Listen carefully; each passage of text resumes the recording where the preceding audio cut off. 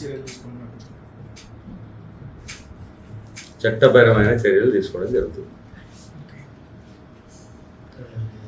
అట్లా ఉండదు.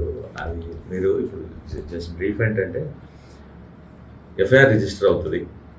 ఆ ఎఫ్ఐఆర్ రిజిస్టర్ అయిన దాని ప్రకారంగా ఇన్వెస్టిగేషన్ ప్రొసీడింగ్లో భాగంగా అప్రహెన్షన్స్ అవుతాయి. వాళ్ళ కన్ఫెషన్స్ బేస్ అయ్యో లేకపోతే రికవరీస్ బేస్ అయ్యి ఫర్దర్ సెక్షన్స్ యాడ్ అవుతాయి.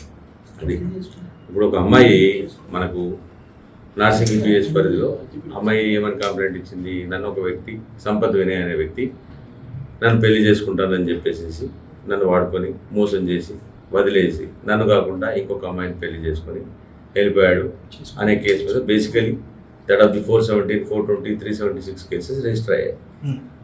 ఆ ఇన్వెస్టిగేషన్ క్రమంలో భాగంగా అట్టి వ్యక్తి ఒక ప్రాంతంలో ఉన్నాడని చెప్పి తెలిసి ఇన్వెస్టిగేటింగ్ ఆఫీసర్ అక్కడికి వెళ్ళగా ఆ క్రమంలో అతని దగ్గర కొంత గాంజా కూడా ఉన్నట్టు తెలిసి లేదు, ఓన్లీ గాంజా, అది కూడా స్మాలర్ క్వాంటిటీ దొరికింది. కాబట్టి ఆ క్వాంటిటీకి సంబంధించిన ఫర్దర్ కన్ఫెషన్స్ ఏం తీసుకున్నారు ఏంటి అన్న దాని మీద బేస్ అయ్యి రిమాండ్లో అవన్నీ కూడా యాడ్ అయిపోతాయి.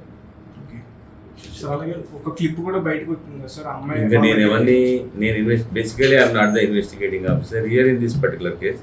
ఈ కేసుకి సంబంధించిన ఇన్వెస్టిగేటింగ్ ఆఫీసర్ దగ్గర నుంచి ఇంకా ఫీడ్బ్యాక్ తీసుకోవాలి. ఫర్దర్గా ఏదైతే క్రిమినల్ కంటెంట్ వస్తుందో ఆ కంటెంట్కి సంబంధించిన సెక్షన్స్ యాడ్ అయ్యి ఎవరైనా అక్యూజ్డ్ జైలుకి వెళ్తారు. ఒకవేళ బెయిలబుల్ సెక్షన్స్ ఉన్నాయనుకోండి, 41 ఇచ్చే సెక్షన్స్ అయితే 41 ఇస్తారు. అది 7 సంవత్సరాల నేరానికి సంబంధించిన లోపల ఉండి బెయిల్ ఇవ్వదగినవి ఉంటే అవి 41 ఇచ్చి పంపించి తర్వాత ఫర్దర్ ఛార్జ్షీట్ వేస్తారు. 7 సంవత్సరాల కంటే ఎక్కువగా ఉన్న సెక్షన్స్ అయితేనేమో డైరెక్ట్గా రిమాండ్ వెళ్ళిపోతారు.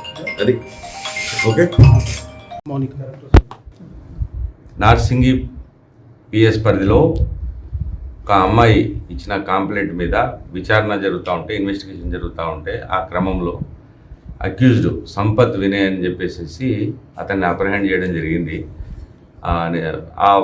ఆ క్రమంలో అతని దగ్గర అతను ఉన్నది వాళ్ళ బ్రదరు యూట్యూబరు